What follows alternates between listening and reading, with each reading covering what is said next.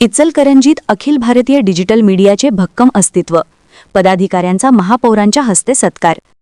इचलकरंजी येथे आधुनिकतेची कास धरत अखिल भारतीय डिजिटल मीडियाने आपले वेगळे व ठळक अस्तित्व निर्माण केले असून कमी कालावधीत प्रभावी माहिती जनतेपर्यंत पोहोचविण्याचे कार्य डिजिटल माध्यमे समर्थपणे करत आहेत, असे प्रतिपादन महापौर उदय धातुंडे यांनी केले। अखिल भारतीय डिजिटल मीडिया संपादक पत्रकार संघटनेच्या राज्य, जिल्हा, तालुका व महानगर कार्यकारिणीवर निवड झालेल्या पदाधिकाऱ्यांच्या सत्कार सोहळ्यात ते बोलत होते। कार्यक्रमाच्या अध्यक्षस्थानी संघटनेच्या केंद्रीय महासचिव तेजस राऊत होते। महापौर उदय धातुंडे म्हणाले की डिजिटल मीडियाने अल्पावधीतच समाजात विश्वासार्ह स्थान मिळवले आहे। इचलकरंजीतील डिजिटल माध्यमांनी शहराच्या विविध प्रश्नांना व विकास कामांना योग्य व्यासपीठ उपलब्ध करून दिले आहे। उपमहापौर अनिल डाया यांनी सांगितले की जसे महापालिकेत लोकनियुक्त प्रतिनिधींची आवश्यकता असते, तसेच शहराच्या सर्वांगीण प्रगतीसाठी जबाबदार माध्यमांचीही गरज असते।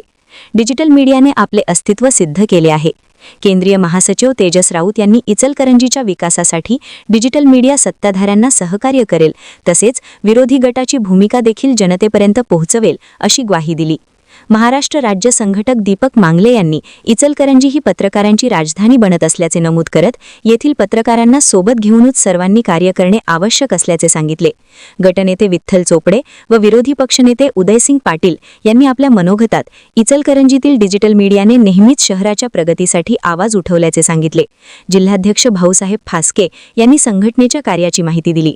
कार्यक्रमाच्या प्रारंभी बाळशास्त्री जांभेकर यांच्या प्रतिमेचे पूजन व दीपप्रज्वलन करण्यात आले।